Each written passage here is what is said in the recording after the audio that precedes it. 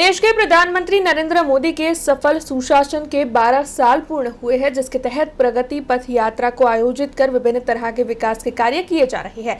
तब वडोदरा का जो लाल कोट है उसे जल्द ही सिटी म्यूजियम में तब्दील किया जाने वाला है, जिसके मद्देनजर आज प्रगति पथ यात्रा के तहत वडोदरा के पदाधिकारी लाल कोट की मुलाकात लेने के लिए पहुंचे थे।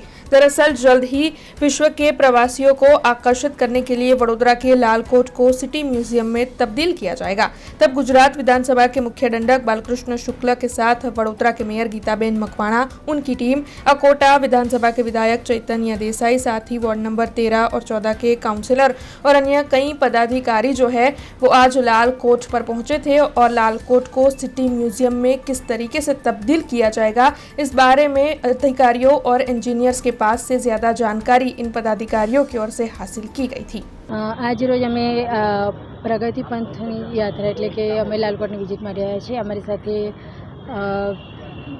अकोटाना धारासभ्य चैतन्यभाई देसाई, दंडक एवा बालकृष्ण शुक्ले તેમજ વોર્ડ નંબર 14 અને 13ના કાઉન્સિલરો સાથે છે, પૂર્વ કાઉન્સિલરો બી સાથે છે અને પૂરી ટીમ અમે અને અમારા 5 પદાધિકારીઓ સાથે મળીને અમે એક મુલાકાત માટે આવ્યા છીએ।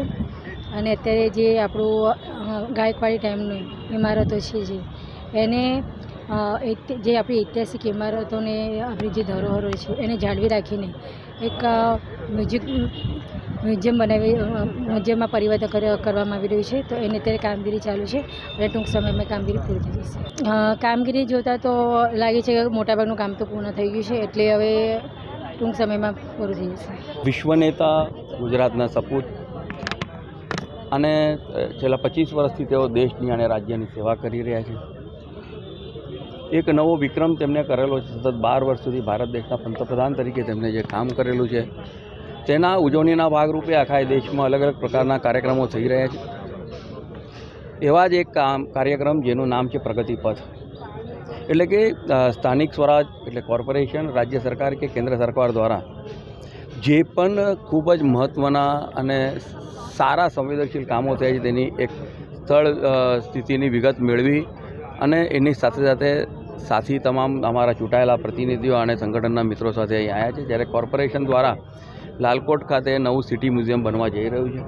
આગામી દિવસોમાં વિશ્વના પ્રવાસીઓને આકર્ષવા માટેનું એક સર્વોત્તમ સ્થાન જ્યારે બની રહ્યું છે ત્યારે આ સ્થળની વિઝિટ કરવા માટે અમે જ્યારે અહીં આવ્યા છીએ ત્યારે અમારી સાથે અકોટા વિધાનસભાના અમારા ધારાસભ્ય શ્રી ચૈતન્યભાઈ, વડોદરા મહાનગરપાલિકાના અમારા મેયર શ્રી ગીતાબેન અને તેઓની ટીમ અને સાથે સાથે વોર્ડ નંબર 13 અને 14ના અમારા ચૂંટાયેલા પ્રતિનિધિઓ, પૂર્વ કાઉન્સિલરશ્રીઓ અને વડોદરા મહાનગરના અમારા ભારતીય જનતા પાર્ટીના મહામંત્રી દીપકભાઈ પણ અત્યારે ઉપસ્થિત છે।